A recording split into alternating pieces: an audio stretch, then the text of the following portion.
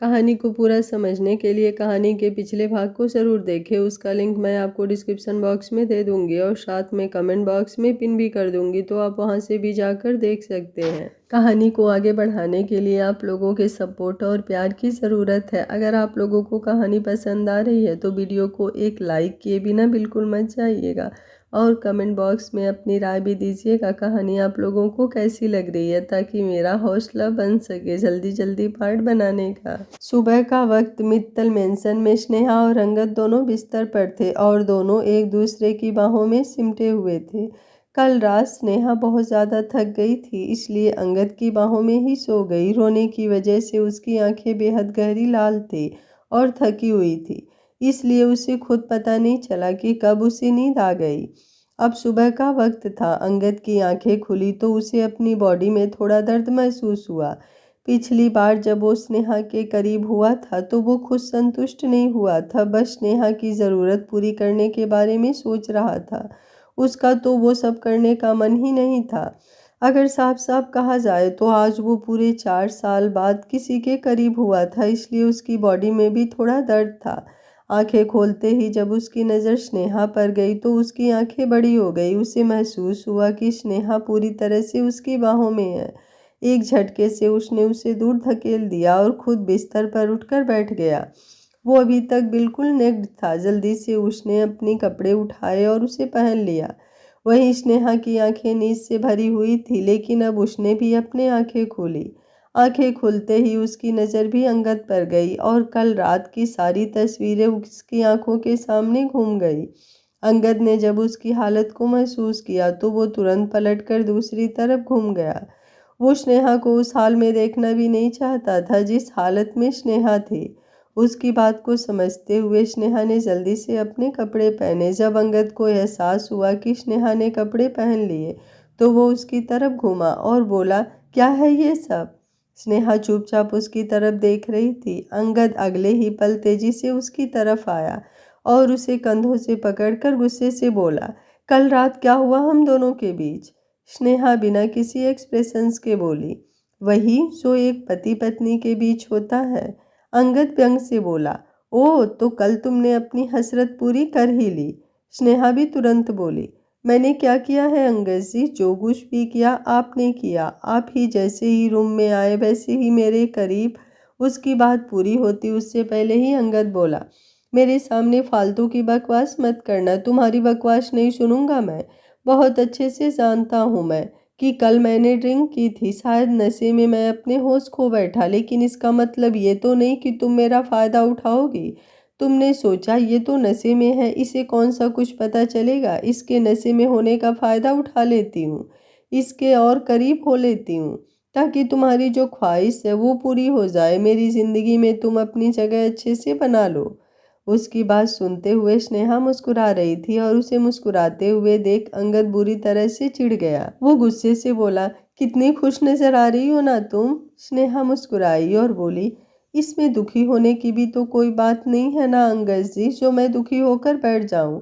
कल रात हम दोनों के बीच जो कुछ भी हुआ, अगर आपको लगता है कि वो सब मेरी ख्वाहिश है तो क्या ही गलत है।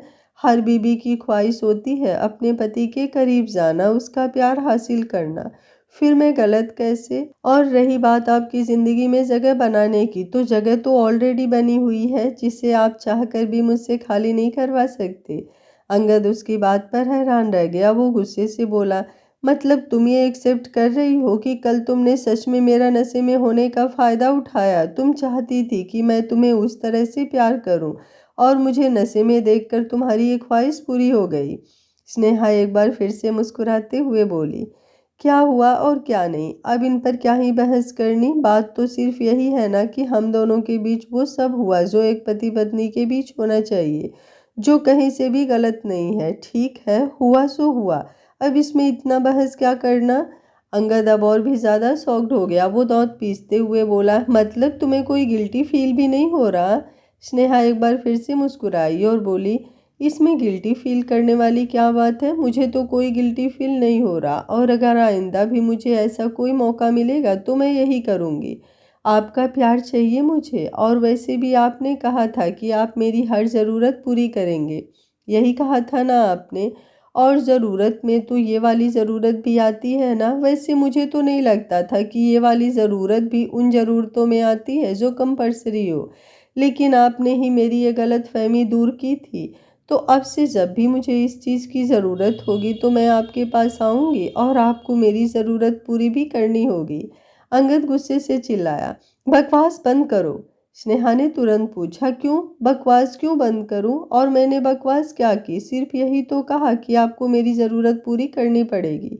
इसमें बकवास क्या था? अगर इतना ही था तो उस दिन मेरे करीब क्यों आए आप? क्यों शादी वाले दिन मेरे साथ वो सब किया? अंगद जबड़े कसते हुए बोला, गलती हो गई मुझसे जो मैंने वो सब कुछ किया, लेकिन सोच भी मत लेना कि अब मैं तुम्हारे करीब आऊँगा। स्नेहा मुस्कुराते हुए बोली, वो आपकी मर्जी, मुझे ज़रूरत होगी तो मैं आपके पास आऊँगी। आपको मेरी ज़रूरत नहीं पूरी करनी होगी तो आप मत कीजिएगा। अगर मुझे लगेगा कि मुझे ये प्रॉब्लम किसी के साथ शेयर करनी चाहिए तो मैं फैमिली के साथ शेयर करूँगी और उन्हें बताऊँगी कि हमारे शादीशुदा रिश्ते कैसे हैं। फिर वो देख लेंगे कि उन्हें क्या करना है। यही होता है ना नॉर्मल एक शादीशुदा कपल में। तो अब से मैं भी यही करूँगी। अब अगर आप इजाज़त दे तो क्या मैं शावर लेने चली जाऊँ? अंगद उसकी बात सुनकर बस उसकी तरफ देखता ही रह गया। मतलब स्नेहा उसे सरेआम धमकी दे रही थी और अगर अंगद उसकी ज़रूरतें पूरी नहीं करेगा तो वो इस बात को फैमिली तक लेकर जाएगी। उसे स्नेहा की इस बात पर हद से ज़्यादा गुस्सा आ रहा था। स्नेहा आगे की तरफ बढ़ने लगी तो अचानक अंगद ने उसका हाथ पकड़ा और बोला, पहले दवाई लो। स्नेहा ने सवालिया नज़रों से उसे देखा। अंगद ने उस पर से अपनी नज़रें हटाई और बोला, कॉन्ट्रेसेप्टिव पिल्स। स्नेहा झट से बोली, और मैं वो क्यों लूँ? आपको किसने कहा कि मुझे प्रेगनेंसी नहीं चाहिए? मुझे प्रेगनेंसी चाहिए। आप पति हैं मेरे और अगर हम दोनों के बीच एक खूबसूरत रिश्ता बना है तो उस रिश्ते की खूबसूरती मैं बरकरार रखना चाहूँगी। मुझे आपका अंश अपनी कोख में चाहिए। उसकी बात पूरी होने से पहले ही अंगद ने उसके गाल पर जोर से थप्पड़ मारा। स्नेहा का चेहरा दूसरी तरफ घूम गया और उसकी आंखों से आंसू लुढ़क गए। आज दूसरी बार था जब अंगद ने उस पर हाथ उठाया था। उसका चेहरा एकदम लाल हो गया था। अंगद ने अगले ही पल अपने माथे पर हाथ रख लिया। वो इस वक्त हद से ज़्यादा फ्रस्ट्रेट हो रहा था। एक तो कल स्नेहा और निश्चय का एक दूसरे के साथ होना, ऊपर से उसका खुद का शराब के नशे में बहक जाना और उनके बीच वो सब होना, और अब स्नेहा का दवा ना लेना। सच में इस वक्त वो फटने को हो रहा था। वो खुद पर कंट्रोल करना चाहता था लेकिन कर नहीं पा रहा था। वो कुछ कहता उससे पहले ही स्नेहा ने खुद को संभाला और अंगद के बिल्कुल करीब हो गई। अंगद उसकी तरफ देखने लगा। स्नेहा भी उसकी आंखों में देखकर बोली, अगर आप इस गलतफहमी में हैं कि हम दोनों के बीच इतना सब कुछ होने के बाद मैं आपको छोड़कर चली जाऊंगी, आप इस गलतफहमी में हैं। अगर आपको लगता है कि मैं अपने बच्चे अपने संगम से दूर चली जाऊंगी तो आप गलतफहमी में हैं। अगर आपको लगता है कि आपका गुस्सा देखकर मैं डर जाऊंगी तो आप गलतफहमी में हैं। और अगर आपको लगता है कि आपका गुस्सा देखकर मैं वो घटिया दवाइयाँ ले लूँगी तो आप बहुत बड़ी गलतफहमी में हैं अंगद जी। मुझे नहीं पता आप मुझे कभी अपनाएंगे या नहीं, लेकिन इतना सुन लीजिए अंगद जी कि आप मेरे पति हैं और जब तक कि स्नेहा की सांसें हैं ये आपकी पत्नी रहेगी। और इस पति पत्नी के रिश्ते में अगर भगवान मुझे एक तोहफा देना चाहे तो वो तोहफा मुझे पूरे दिल से मंजूर है। उसे मैं खुद से दवाइयाँ लेकर दूर नहीं करूँगी। और अगर इस बात के लिए आपको मेरी जान भी लेनी है तो ले लीजिए, क्योंकि एक थप्पड़ से तो मैं नहीं मानने वाली। ये बोलकर उसने अपने आंखों के किनारे पर ठहरे हुए आंसुओं को साफ किया और फिर तुरंत वॉशरूम में चली गई। अंगद बस उसे जाते हुए देखता रह गया। जोर से उसने अपना हाथ दीवार पर मारा और दूसरा हाथ माथे पर रख लिया। उसका सिर हद से ज़्यादा दर्द हो रहा था। उसकी खुद की आंखें एकदम गहरी लाल हो गई थी और अगले ही पल वो रूम से बाहर चला गया। स्नेहा वॉशरूम में आकर शावर के नीचे खड़ी हुई। उसके आंखों से आंसू बह रहे थे। उसे तकलीफ हो रही थी लेकिन उसने खुद को संभाला और मुस्कुराते हुए बोली, मुझे नहीं पता आप कब बदलेंगे अंगद जी, लेकिन आपने मुझे बदल कर रख दिया। मैं ऐसे कभी नहीं थी, कभी भी नहीं। वहीं दूसरी तरफ अंगद सीधे अपने जिम एरिया में आया और आकर वॉशरूम में चला गया। तकरीबन 10 मिनट बाद फ्रेश होकर वॉशरूम से बाहर आया। इस वक्त उसका चेहरा एकदम एक्सप्रेशनलेस था। गुस्से से वो बुरी तरह कांप रहा था। आज संडे था, इसलिए उसे ना ऑफिस जाना था न संगम को स्कूल। लेकिन फिलहाल ये सब कुछ उसके दिमाग में चल ही नहीं रहा था। उसने वर्कआउट करना शुरू किया। आज वो लेग प्रेस कर रहा था। एक्सरसाइज मशीन पर बैठे हुए उसके कानों में सिर्फ और सिर्फ स्नेहा की बातें गूंज रही थी, इसलिए उसका एक्सरसाइज पर भी ध्यान नहीं था, जिसकी वजह से कभी भी उसके साथ कोई भी अनहोनी हो सकती थी, क्योंकि मशीन तो मशीन थी जो इंसानों के मूड पर तो बिल्कुल नहीं चलती थी। वहीं दूसरी तरफ स्नेहा वॉशरूम से बाहर आई। उसके कपड़े भीगे हुए थे, क्योंकि वो कपड़े पहने ही शावर के नीचे खड़ी हो गई थी। अब उसने ये भी नहीं देखा कि अंगद रूम में है या नहीं। वो अब इन सब चीज़ों पर ध्यान नहीं देने वाली थी। उसके हिसाब से यही था कि अंगद पति है उसका, और अगर वो उसे इस तरह से देख भी रहा है तो कोई प्रॉब्लम नहीं। बाहर आकर उसने क्लोजेट से अपने कपड़े लिए और फिर उन्हें लेकर चेंजिंग रूम में चली गई। तकरीबन 15-20 मिनट बाद वो रूम से बाहर निकली और सीधा संगम के रूम में आई, जहाँ पर वो अपनी आंखें बंद करके बैठा था। वो कब से अंगद का इंतजार कर रहा था, लेकिन अंगद आया ही नहीं था।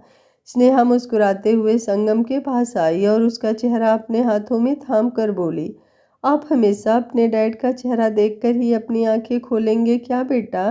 कभी तो अपनी स्नेहा माँ का चेहरा देखकर भी आंखें खोलिए ना। संगम तुरंत बोला, सॉरी स्नेहा माँ, मैं ऐसा नहीं कर सकता, प्लीज़ आप डैड को बुला कर लेकर आइए ना, मुझे अब और ज़्यादा वेट नहीं हो रहा।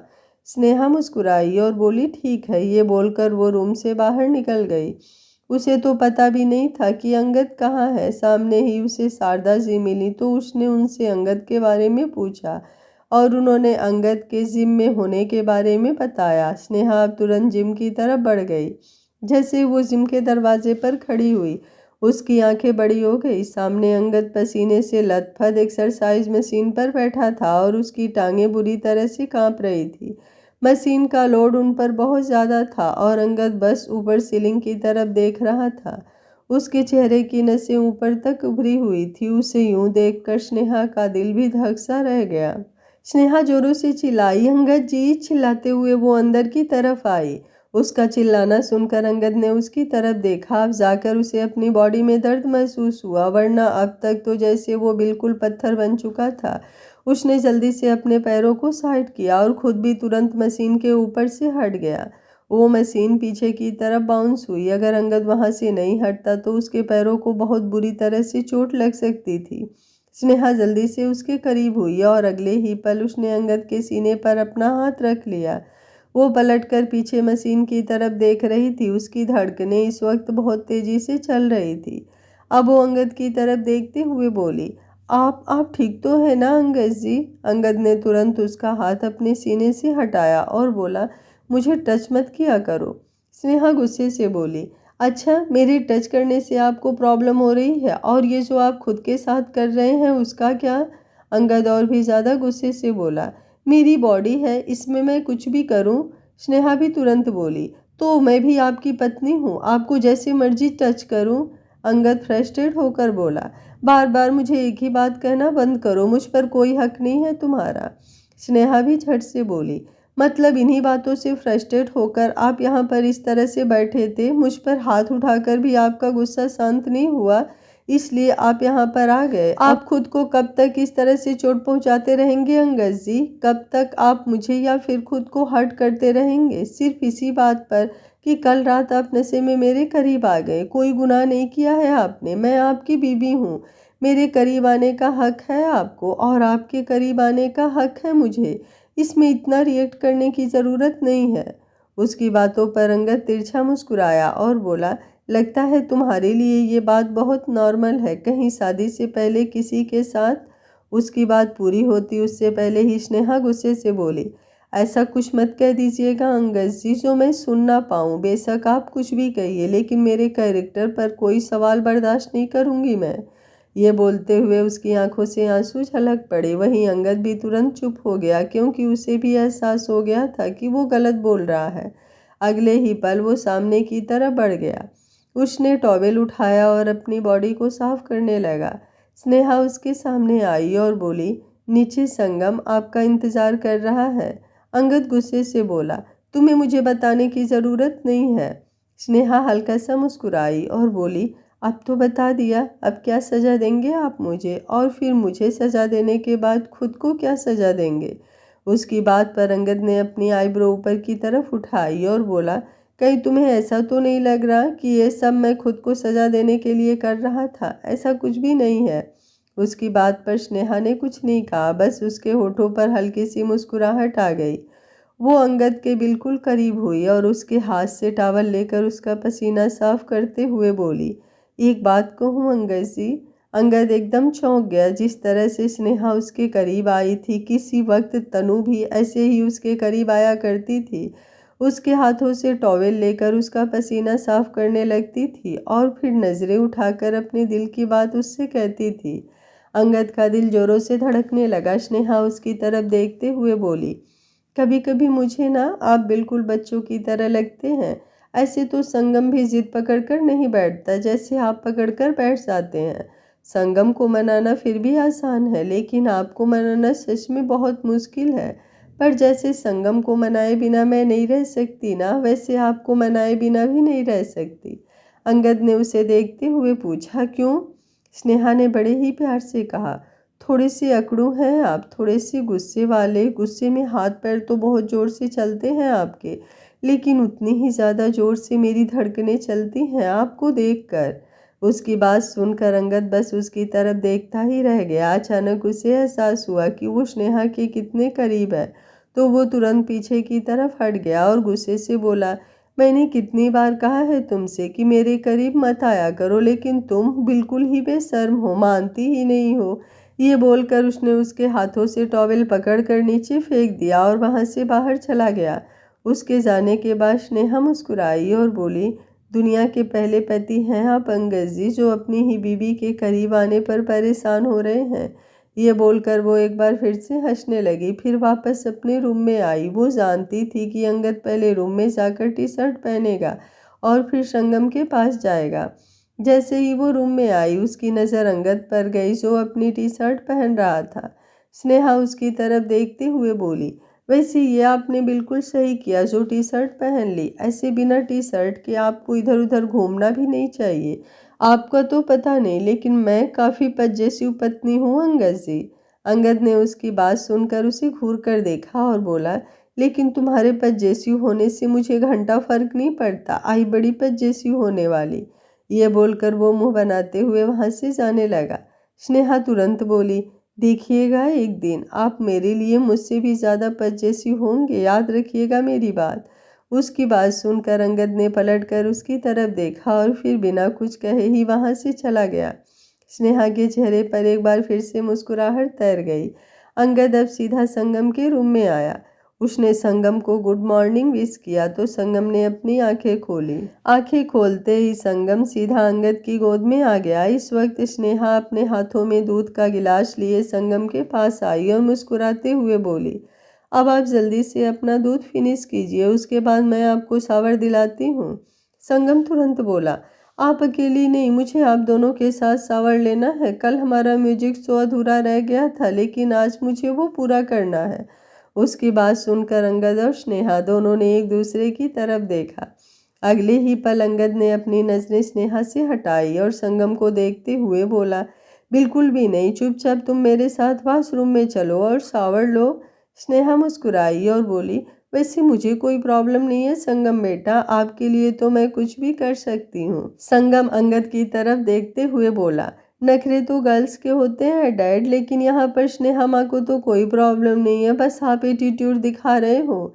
ये कहते हुए संगम अपनी जगह से उठा और मुंह बनाते हुए वॉशरूम में चला गया। अंगद उसके जाने के बाद खड़ा हुआ और स्नेहा के करीब आकर बोला, कितनी बेशरम हो तुम। स्नेहा मुस्कुराई और बोली, इसमें बेशर्मी वाली क्या बात है, वैसे भी कल का म्यूजिक शो अच्छा था, आज का तो मेरे हिसाब से और भी ज़्यादा अच्छा होगा। अंगद दांत पीसते हुए बोला, मैं वॉशरूम में जा रहा हूँ, खबरदार अगर तुम हमारे पीछे पीछे आई। ये बोलकर वो आंखों ही आंखों में सख्त वार्निंग देकर वहां से चला गया। स्नेहा उसके जाने के बाद मुस्कुराई और अपना पल्लू कमर में दबाते हुए बोली, उफ, खड़ूस पति की बेशर्म पत्नी। अगर पति को अपने करीब लाना है तो थोड़ी बहुत बेशर्मी तो दिखानी ही पड़ेगी। ये बोलकर वो धीमे धीमे अंगद के पीछे पीछे वॉशरूम में आ गई ताकि अंगद जब तक पानी से पूरा भीग जाए और उसके पास वहां से भागने का कोई ऑप्शन ही ना रहे। जब अंगद ने स्नेहा को वॉशरूम के अंदर आते देखा तो उसके चेहरे पर गुस्सा झलकने लगा। वहीं स्नेहा की आंखों में कुछ अलग ही चमक थी। अंगद जो लोअर पहने संगम के साथ बाथटब में खेल रहा था वो तुरंत बाहर निकला और स्नेहा के सामने आकर बोला, मैंने कहा था ना मेरे पीछे वॉशरूम में मत आना। स्नेहा मुस्कुराई और बोली, लेकिन अब तो मैं आ गई हूँ और अब मैं यहाँ से नहीं जाऊँगी। आप देखिए, अगर आप मेरी वजह से अपने बेटे को छोड़कर जाना चाहते हैं, आई मीन सिर्फ वॉशरूम में तो जा सकते हैं, मुझे कोई प्रॉब्लम नहीं, लेकिन फिर ये मत कहिएगा कि मैं आपको आपके बेटे से दूर कर रही हूँ। मैं तो सिर्फ उसके पास आई हूँ। अगर मेरा उसके पास आना आपको उससे दूर करता है तो वो आपकी प्रॉब्लम है अंगद जी, मेरी नहीं। ये कहकर वो आगे बढ़ गई। अंगद गुस्से से बौखला गया और तेजी से उसके पीछे आया। स्नेहा बाथटब में घुसने वाली थी कि अंगद उससे पहले ही बाथटब में घुस गया। स्नेहा के चेहरे पर मुस्कान तैर गई, वो भी बाथटब में आ गई। संगम मुस्कुरा रहा था और बाथटब में खड़ा खड़ा डांस कर रहा था। वहीं अंगद और स्नेहा की नजरें अब एक दूसरे पर थी। स्नेहा अंगद की तरफ देखते हुए बोली, मैंने आपसे कहा था ना अंगद जी, आप बिल्कुल बच्चों की तरह हैं। अब तो आपने खुद ही ये बात साबित कर दी, जल कुकड़े कहीं के। जैसे ही उसने कहा अंगद ने उसकी कमर पर अपना हाथ रख दिया। स्नेहा की हल्की सी आह निकल गई। उन दोनों को यूं आपस में उलझते देख संगम बाथटब से बाहर निकला और दरवाजे की तरफ जाते हुए बोला, आज संडे है और संडे का दिन आराम करने का होता है। अगर आज भी म्यूजिक शो लगाऊंगा तो आराम कब करूंगा। ये कहकर संगम वहां से बाहर चला गया। अंगद और स्नेहा अभी भी एक दूसरे को देख रहे थे। अंगद उसे देखते हुए बोला, तुम्हारी हिम्मत कैसे हुई मुझे जल कुकड़ा कहने की।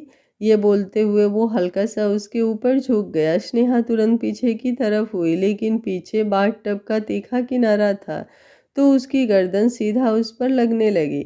लेकिन पता नहीं क्यों पर अंगद ने तुरंत अपना हाथ आगे की तरफ बढ़ाया और उसकी गर्दन के पीछे अपना हाथ रख दिया। अगले ही पल उसका हाथ बाथटब के किनारे पर लगा। स्नेहा उसकी तरफ देखती ही रह गई और अंगद की धड़कनें भी एक पल के लिए तेज हो गई थी। स्नेहा मुस्कुराई और बोली, मुझे तो लगा आप सिर्फ खड़ूस हैं जो कभी खुद को तकलीफ देते हैं और कभी मुझे, लेकिन आप तो प्यारी भी हैं। मुझे चोट ना लगे इसलिए आपने खुद को चोट लगा ली। अंगद गुस्से से बोला, ऐसा कुछ भी नहीं है, दिमाग कुछ ज़्यादा ही चलता है तुम्हारा, जैसे जुबान बहुत ज़्यादा चलती है। ये बोलकर उसने तुरंत अपना हाथ स्नेहा की गर्दन के पीछे से हटा लिया तो अब स्नेहा की गर्दन उस किनारे पर लग गई। स्नेहा की हल्की सी आह निकल गई। अंगद ने अपना चेहरा दूसरी तरफ घुमा लिया। स्नेहा को उसकी तेजी से चलती हुई सांसें साफ सुनाई दे रही थी। अंगद ने अब सामने की तरफ देखा जहां उसे संगम कहीं नजर नहीं आया तो वो तुरंत बाथटब से उठने लगा, पर तभी अचानक से ही स्नेहा ने उसका हाथ पकड़कर उसे रोक लिया। अंगद ने पलटकर उसकी तरफ देखा, उसके चेहरे पर गुस्सा साफ झलक रहा था। वहीं स्नेहा मुस्कुराई और बोली, क्या बात है, आप शर्मा गए क्या जो मुझे ऐसे छोड़कर जा रहे हैं, या फिर कहीं आपको लगता है कि कल रात जो आप नशे में बहक गए थे एक बार फिर से वैसा कुछ। उसकी बात सुनकर अंगद की आईब्रो ऊपर की तरफ उठ गई। वो उसकी तरफ देखते हुए बोला, इतनी भी खास नहीं हो तुम जिसे देखकर मैं बहक जाऊंगा। स्नेहा मुस्कुराई और बोली, मतलब कोई मुझसे खूबसूरत होगी तो बहक जाएंगे। अंगद झट से बोला, बिल्कुल भी नहीं। स्नेहा ने बड़ी ही अदा से कहा, फिर डर कर क्यों भाग रहे हैं, जब खुद पर इतना यकीन है कि आप भाग नहीं सकते तो फिर ऐसे जाने का क्या मतलब। अंगद इरिटेट होकर बोला, तो फिर और क्या करूं, सारा दिन तुम्हारे साथ यहीं पर बैठा रहूं। ये कोई स्विमिंग पूल है क्या जो मैं तैरता रहूं इसमें, और कोई काम नहीं है मुझे। तुम तो हो ही हद दर्जे की बेशर्म, पता नहीं कैसे मैंने तुम्हारे साथ शादी कर ली। अगर पहले पता होता ना कि इतनी बेशर्म हो तुम तो इस शादी के लिए कभी हाँ नहीं कहता। और हाँ, एक बात मैं तुम्हें क्लियर कर दूं, अगर तुम्हें लगता है कि तुम मेरे करीब आने के बहाने ढूंढकर सच में कुछ हासिल कर लोगी तो भूल जाओ। कल रात जो हुआ वो नशे की हालत में हुआ, और सुहाग रात वाले दिन जो हुआ वो बस मैं तुम्हारी फिजिकल नीड पूरी करना चाहता था। सोचा तो मैंने यही था कि इस रिश्ते में मैं तुम्हारी सारी ज़रूरतें पूरी करूँगा। लेकिन अब तो बेशक से तुम कुछ भी करो, आई डोंट केयर। अब मेरी तरफ से तुम्हें कुछ भी नहीं मिलेगा। प्यार का तो कभी ख्वाब भी मत देखना। ये बोलकर अंगद ने अपना हाथ झटकाया। स्नेहा जोर से चिल्लाई, याह! उसका चिल्लाना सुनकर अंगद तुरंत नीचे की तरफ झुका और बोला, इतनी जोर से तो नहीं मारा था मैंने, तुम्हें लगा क्या? स्नेहा के चेहरे पर मुस्कुराहट तैर गई। वो तो बस यूं ही मज़े ले रही थी, पर सच में उसे नहीं लगा था कि अंगद उसको केयर दिखाएगा। वो जल्दी से बोली, हाँ, बहुत ज़ोर से लगा। अंगद उसका हाथ देखते हुए बोला, कहाँ पर लगा है? स्नेहा ने अपने दूसरे हाथ की उंगली को अपने सीने पर रखा और बड़ी ही मासूमियत से बोली, यहाँ पर। उसका जवाब सुनकर अंगद ने नज़रें उठाकर उसकी तरफ देखा। उसकी वो सीने पर उंगली देखकर अंगद उसे देखता ही रह गया। वहीं स्नेहा एक बार फिर से बोली, यहाँ पर लगा अंगद जी, और बहुत जोरों से लगा। आपकी बातें इतनी जोर से दिल पर लगती है कि दर्द होता है, लेकिन आप हैं कि मानते नहीं। मुझे दर्द देना तो जैसे आपको सुकून देता है ना। उसकी बातें सुनते हुए अंगद अभी भी उसे देख रहा था। अचानक ही उसके सीने की तरफ देखते हुए अंगद को कल रात की बातें याद आने लगी। स्नेहा ने कभी भी उसके सामने जिक्र नहीं किया था कि कल रात वो स्नेहा के करीब नहीं आया था, बल्कि स्नेहा को तनु समझ रहा था।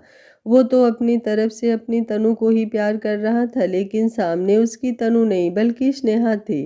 अब अंगद के कानों में कल रात की बातें गूंज रही थी। उसका स्नेहा को तनु कहना उसे याद आ रहा था। उसके चेहरे के एक्सप्रेशंस बदलने लगे।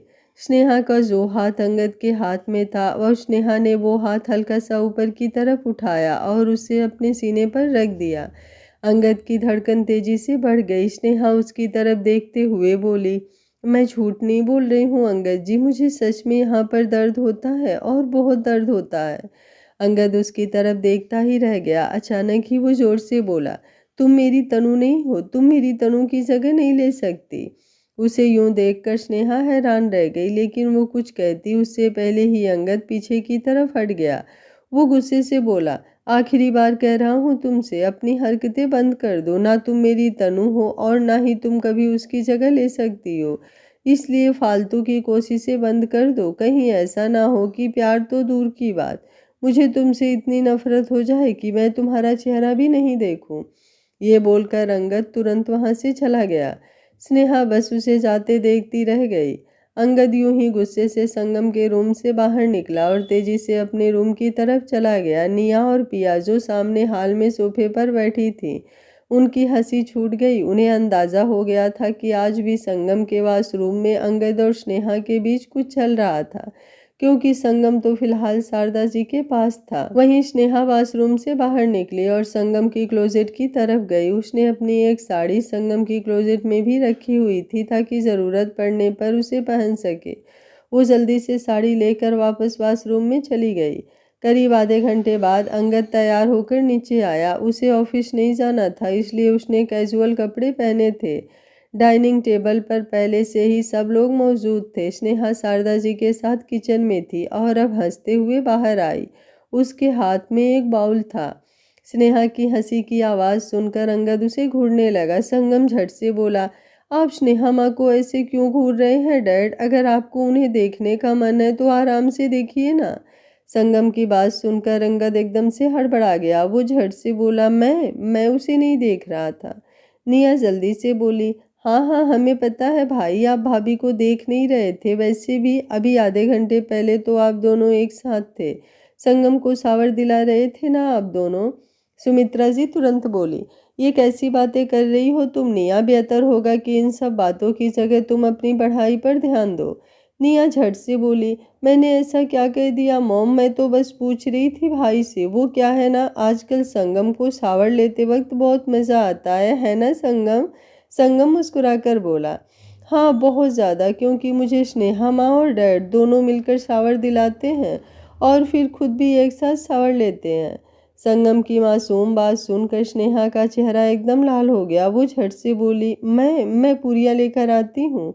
अंगद भी हैरानी से संगम को देख रहा था। वो भी अब थोड़ा अनकंफर्टेबल हो गया था, इसलिए वो अपनी जगह से उठते हुए बोला, मुझे एक इम्पॉर्टेंट कॉल करनी है। ये कहकर वो वहाँ से जाने लगा। तभी ध्रुव धीरज जी की तरफ देखते हुए बोला, बड़े पापा, आपने मुझे अंगद और स्नेहा की रिसेप्शन पार्टी के लिए कहा था ना, मैंने सारी तैयारी करवा दी है। कल उनकी रिसेप्शन पार्टी है, सबको इनविटेशन भी भेज दिए गए हैं। उसकी बात सुनकर अंगद हैरान रह गया। उसने झट से पलटकर ध्रुव की तरफ देखा और बोला, रिसेप्शन? कैसा रिसेप्शन? ध्रुव मुस्कुराते हुए बोला, तुम्हारी और स्नेहा की शादी का रिसेप्शन। तुम दोनों की शादी जल्दी जल्दी में हुई तो कोई ग्रैंड फंक्शन नहीं हुआ, इसलिए हम सब लोग तुम्हारे रिसेप्शन के बारे में सोच रहे थे। अंगद गुस्से से बोला, लेकिन मुझे कोई रिसेप्शन पार्टी नहीं चाहिए। शारदा जी झट से बोली, क्यों क्यों नहीं चाहिए? तुम्हें नहीं चाहिए तो तुम बेशक से इस पार्टी में मत आना, लेकिन हमें तो चाहिए।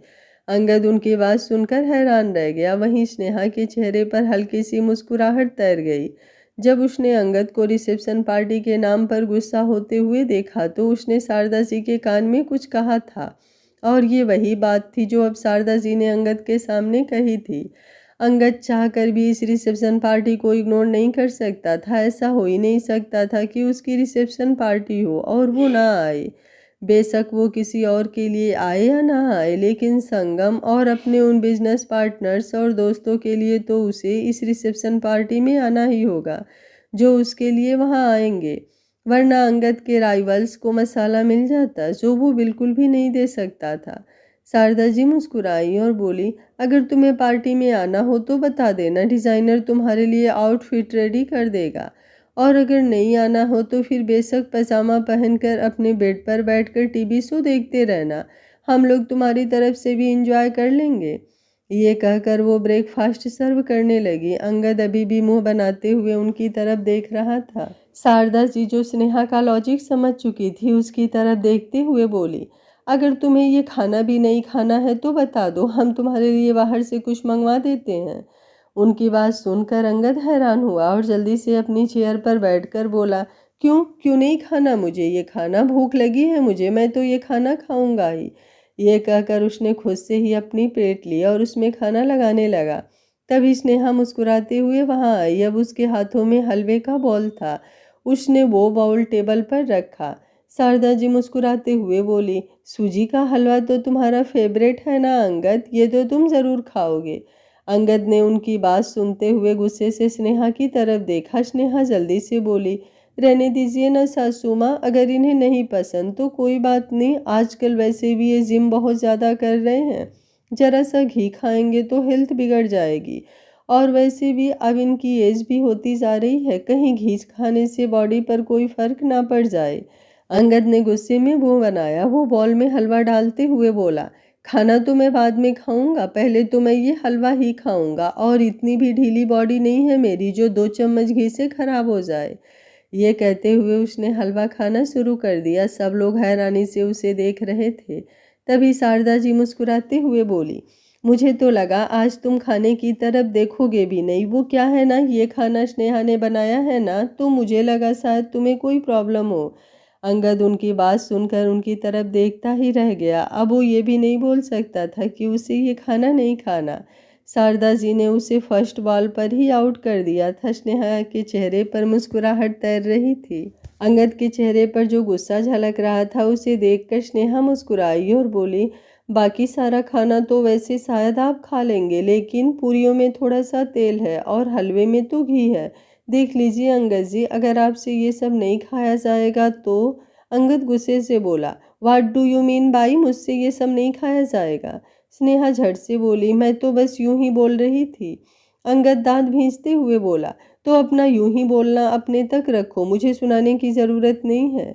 ये बोलकर उसने खाना खाना शुरू किया। संगम अंगद की तरफ देखते हुए बोला, ओफो डैड, आप भी ना बस यूं ही गुस्सा करते रहते हो। कितना टेस्टी खाना बनाया है स्नेहा माँ ने, ऐसा नहीं कि उनकी थोड़ी सी तारीफ कर दो। नेहा जल्दी से बोली, और नहीं तो क्या, मुझे तो लगा भाई आज आप भाभी के हाथों को चूम लेंगे, कितना टेस्टी खाना बनाया है उन्होंने, सच में मुझे तो मज़ा आ गया। ये बोलकर वो चटकारे लेकर खाना खा रही थी। उसकी बात सुनकर अंगद ने एक बार फिर से गुस्से से स्नेहा की तरफ देखा। तभी स्नेहा ने अपने हाथों को ऊपर की तरफ उठाया और फिर बिल्कुल अपने होठों के करीब कर लिया। उसका इशारा देखकर अंगद हैरान रह गया। अगले ही पल उसने स्नेहा पर से अपनी नज़रें हटा ली और स्नेहा की हंसी छूट गई। सब ने जब उसे हंसते हुए देखा तो वो थोड़ा हड़बड़ा गई और जल्दी से बोली, मैं और पूरियां तल लेती हूँ। ये बोलकर वो जल्दी से किचन के अंदर भाग गई। बेशक से वो अंगद के सामने बहुत बोल्ड बन रही थी, लेकिन वो इतनी बोल्ड थी नहीं। शर्म के मारे उसका चेहरा अब एकदम से लाल था।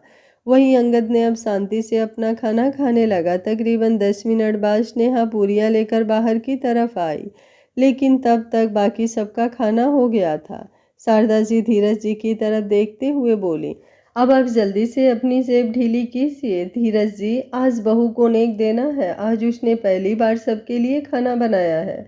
अंगद वहां से जाने लगा, लेकिन तभी निया झट से बोली, आप कहाँ जा रहे हैं भाई? आपको भी तो भाभी को गिफ्ट देना होगा ना। उसकी बात सुनकर अंगद के चेहरे पर सवालिया एक्सप्रेशंस आ गए। आभा जल्दी से बोली, जब मेरी पहली रसोई की रस्म थी तो मुझे ध्रुव जी ने एक खूबसूरत सा ब्रेसलेट दिया था, जो मैंने अभी तक पहना हुआ है। ये बोलते हुए उसने अपना हाथ आगे की तरफ किया, जहाँ पर सच में वो ब्रेसलेट अभी भी था, जो ध्रुव ने उसे पहली रसोई की रस्म पर दिया था। स्नेहा की नज़रें अंगद पर ही टिकी हुई थी। वो बहुत अच्छी तरह से जानती थी कि पहली बात तो अंगद उसे कोई गिफ्ट देगा ही नहीं, और दूसरी बात, अगर उसे गिफ्ट देना भी हो तो फिलहाल उसके पास उसे देने के लिए कुछ भी नहीं होगा, क्योंकि उसे तो पता ही नहीं था कि आज स्नेहा की पहली रसोई की रस्म है। अब उसे एक और बहाना मिल गया था अंगद को परेशान करने का। सुमित्रा जी ने मुस्कुराते हुए साइड में रखा हुआ ज्वेलरी बॉक्स उठाया और अपनी जगह से उठकर स्नेहा को देते हुए बोली, ये मेरी तरफ से तुम्हारे लिए। शारदा जी के चेहरे पर सुकून और मुस्कुराहट दोनों एक साथ तैर गए। वो बस यही चाहती थी कि उनका घर हमेशा एक रहे, किसी के दिल में भी किसी दूसरे के लिए बैर ना हो, सब लोग बस प्यार से मिलजुल कर रहें। स्नेहा ने तुरंत शारदा जी की तरफ देखा। शारदा जी ने अपनी पलकें झपकाई तो स्नेहा ने वो गिफ्ट ले लिया और झुककर सुमित्रा जी के पैरों को छू लिया। सुमित्रा जी उसे आशीर्वाद देते हुए बोली, मेरी आभा ने तो अब गुड न्यूज़ सुना दी, अब जल्दी से तुम भी हमें गुड न्यूज़ सुना दो। उसकी बात सुनकर स्नेहा ने एक बार फिर से अंगद की तरफ देखा। अंगद ने उसे गुस्से से घूरा। स्नेहा की मुस्कुराहट और भी ज़्यादा लंबी हो गई। तभी धीरज जी ने भी नोटों की एक गड्डी अपनी पॉकेट से निकाली और स्नेहा को देते हुए बोले, ये मेरी तरफ से तुम्हारे लिए। स्नेहा ने उनका भी आशीर्वाद लिया और फिर शारदा जी ने उसे मित्तल मेंशन के खानदानी कंगन दिए। उन कंगनों को देखकर ही सुमित्रा जी के चेहरे पर गुस्सा झलक गया। वो कब से वो कंगन शारदा जी से लेना चाहती थी, लेकिन शारदा जी ने कभी उन्हें वो कंगन देखने भी नहीं दिए, और आज स्नेहा को वो कंगन उन्होंने झट से दे दिए थे। पर सिवाय गुस्से का कड़वा घूंट पीने के अलावा सुमित्रा जी के पास और कोई ऑप्शन नहीं था। आभा ने भी मुस्कुराते हुए एक छोटा सा बॉक्स स्नेहा को दिया। उसने स्नेहा के लिए झुमकों का एक जोड़ा बनवाया था। स्नेहा ने झुककर उसका आशीर्वाद लेना चाहा तो आभा जल्दी से उसे रोकते हुए बोली, क्या कर रही हो स्नेहा? तुम मेरी देवरानी नहीं हो, बल्कि मेरी बहन हो, और बहनें एक दूसरे के पैर नहीं छूती। उसकी बात सुनकर स्नेहा मुस्कुराई। उसकी आंखों में हल्की सी नमी तैर गई। मित्तल मेंशन में आने के बाद जहां उसे थोड़े खट्टे मीठे रिश्ते मिले थे, वहीं बिल्कुल प्योर रिश्ते भी मिले थे, जैसे शारदा जी और आभा का उसके साथ था। सबकी नज़रें अब अंगद पर ठहर गई। अंगद सबकी नज़रों को खुद पर महसूस कर बोला, मेरे पास फिलहाल कुछ नहीं है, जब होगा तो दे दूंगा। और वैसे भी आप सब ने इतने गिफ्ट तो दे दिए इसे, अब मेरा देना ज़रूरी है क्या? शारदा जी तुरंत बोली, मुझे नहीं पता था कि हमारी कंपनी डूब रही है और तुम ऐसी हालत में पहुंच गए हो कि तुम्हारे पास अपनी ही बीबी को पहली रसोई की रस्म पर देने के लिए कुछ भी नहीं है। अंगद की आईब्रो ऊपर की तरफ उठ गई। स्नेहा झट से बोली, रहने दीजिए सासू माँ, कोई बात नहीं, ये मुझे बाद में गिफ्ट दे देंगे। अंगद गुस्से से मुंह बनाते हुए अपनी जगह से उठा और अपने रूम में वापस चला गया, लेकिन उसके कानों में शारदा जी की कही हुई बातें गूंज रही थी। वहीं बाकी सब लोग भी अब डाइनिंग टेबल से उठे और अपने अपने काम पर लग गए। स्नेहा सब कुछ सिमटवा रही थी। अभी तक उसने ब्रेकफास्ट नहीं किया था। वो सोच रही थी कि एक बार टेबल पूरा क्लीन हो जाए, उसके बाद ही वो ब्रेकफास्ट के लिए बैठेगी। कुछ देर बाद वो ब्रेकफास्ट कर ही रही थी कि शारदा जी ने उसके कंधे पर अपना हाथ रखते हुए कहा, मेरा एक्सपीरियंस कहता है जिन बीवियों के पति थोड़े खड़ूस होते हैं ना, उन्हें गिफ्ट मिलता नहीं बल्कि उन्हें छीनना पड़ता है। बाकी अब तुम देखो, तुम्हें इंतज़ार करना है या फिर अपना हक खुद से लेना है। ये बोलकर शारदा जी मुस्कुराते हुए वहाँ से चली गई। स्नेहा, जिसके दिल में चिंगारी पहले ही थी, अब शारदा जी की बातों से थोड़ा और ज़्यादा भड़क गई थी। उसने जल्दी से अपना ब्रेकफास्ट फिनिश किया और फिर संगम के पास उसके रूम में गई। संगम बेड पर बैठा ड्राइंग कर रहा था। स्नेहा उसके पास आई और उसकी ड्राइंग को देखने लगी। वो ड्राइंग एक पार्क की थी जिसमें झूले लगे हुए थे और बच्चे उन पर झूल रहे थे। साथ ही कुछ स्टॉल्स लगी हुई थी जिनमें लोग खड़े होकर शॉपिंग कर रहे थे और खाने पीने की चीज़ें खा रहे थे। सच में संगम ने बहुत ज़्यादा खूबसूरत ड्राइंग बनाई थी। स्नेहा मुस्कुराते हुए बोली, मुझे नहीं पता था कि मेरे बेटे को इतनी खूबसूरत ड्राइंग बनानी आती है। संगम झट से बोला, ये तो कुछ भी नहीं है स्नेहा माँ, देखना मैं बहुत जल्दी आपकी पिक्चर भी बनाऊंगा, बिल्कुल आपकी तरह खूबसूरत। उसकी बात सुनकर स्नेहा हंसी और कुछ सोचते हुए बोली, वैसे आपने ये ड्राइंग तो बहुत अच्छी बनाई है, लेकिन कितना अच्छा होता अगर ये सब हकीकत में भी हो। हम दोनों पार्क जाएं जहाँ पर सच में ये सब कुछ हो, हम दोनों खूब मस्ती करें। संगम झट से बोला, मैं डैड को कहूँ क्या, वो हमें लेकर पार्क चलेंगे, बहुत मज़ा आएगा स्नेहा माँ। स्नेहा उसे देखते हुए बोली, क्या एनाकोंडा मानेंगे? संगम कॉन्फिडेंस से बोला, अगर संगम मित्तल कुछ कहेगा तो एनाकोंडा को भी मानना पड़ेगा। उसकी बात सुनकर स्नेहा मुस्कुराई और बोली, ठीक है, तुम अपनी ये ड्राइंग पूरी करो, उसके बाद तुम ऊपर हमारे रूम में आ जाना। अगर तुम मेरे साथ रूम में चलोगे तो एनाकोंडा को शक हो जाएगा। संगम ने तुरंत अपना सर हिलाया। स्नेहा उसके माथे को चूम कर अब जल्दी से अपने रूम की तरफ आ गई। रूम में आते ही उसकी नज़र सोफे पर बैठे हुए अंगद पर गई, जो लैपटॉप पर अपना काम कर रहा था। स्नेहा कुछ सोचते हुए उसके पास आई और अगले ही पल उसकी गोद में बैठ गई। अंगद की आंखें बड़ी हो गई। वो गुस्से से बोला, ये क्या बदतमीजी है? स्नेहा मुस्कुराई और बोली, बदतमीजी? कैसी बदतमीजी? अब मैंने क्या किया?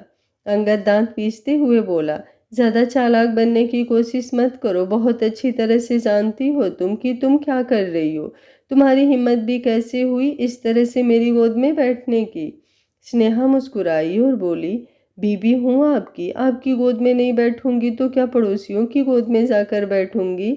उसकी बात पर अंगद को और भी ज़्यादा गुस्सा आया। स्नेहा मुंह बनाते हुए बोली, वैसे मुझे आपसे एक शिकायत है। अंगद गुस्से से बोला, डू हेल विथ योर शिकायत, तुम बस चुपचाप मेरी गोद से उठो वरना मैं धक्का मार दूंगा तुम्हें, फिर बेशक ज़मीन पर जाकर गिरना या आसमान में उड़ना, आई डोंट केयर। स्नेहा ने और भी ज़्यादा मुंह बनाया और बोली, दुनिया का कोई पति इतना खड़ूस नहीं होता कि इतने प्यार से आकर पत्नी गोद में बैठे और वो उसे धक्का मारकर खुद से दूर कर दे। एक तो पहले ही आपने मेरा मूड ऑफ कर दिया है। अंगद हैरानी से बोला, मैंने मूड ऑफ कर दिया तुम्हारा? Oh really? स्नेहा झट से बोली, और नहीं तो क्या, कितने मन से आज मैंने सबके लिए खाना बनाया था, सोचा था कि आप मुझे प्यारा सा खूबसूरत सा कोई गिफ्ट देंगे, लेकिन आपने तो मुझे कुछ दिया ही नहीं। वेडिंग नाइट पर भी फीके से रोमांस के अलावा आपने मुझे कुछ नहीं दिया। अंगद व्यंग से बोला, ओह तो अब तुम्हें मसालेदार रोमांस चाहिए? स्नेहा मुस्कुराते हुए बोली, हाँ थोड़ा क्रिस्पी वाला, लेकिन कल रात वाला भी अच्छा था, वो भी चलेगा। अंगद गुस्से से बोला, मेरा दिमाग मत खराब करो स्नेहा। स्नेहा एक बार फिर से बोली, वैसे मुझे ये बताइए कि क्या सच में हमारी कंपनी लॉस में चल रही है? क्या आप मुझे कोई गिफ्ट नहीं दे सकते? अंगद बेहद गुस्से से बोला, मित्तल इंडस्ट्रीज पहले भी शहर में टॉप पर थी और अभी भी टॉप पर है और हमेशा टॉप पर ही रहेगी। अगर मैं चाहूँ तो पूरी दुनिया खरीद कर तुम्हारे कदमों में ला सकता हूँ। स्नेहा बड़े ही प्यार से बोली, पूरी दुनिया रहने दीजिए अंगद जी, बस मुझे अपनी दुनिया में शामिल कर लीजिए ना। उसकी बात सुनकर एक पल के लिए अंगद का दिल भी जोरों से धड़क उठा। आज का पार्ट आप लोगों को कैसा लगा कमेंट बॉक्स में अपनी राय ज़रूर दीजिएगा। कहानी अच्छी लग रही हो तो वीडियो को एक लाइक ज़रूर करिएगा। Thank you for watching. मिलते हैं कहानी के अगले भाग में। तब तक स्वस्थ रहिए, मस्त रहिए, अपना ख्याल रखते रहिए।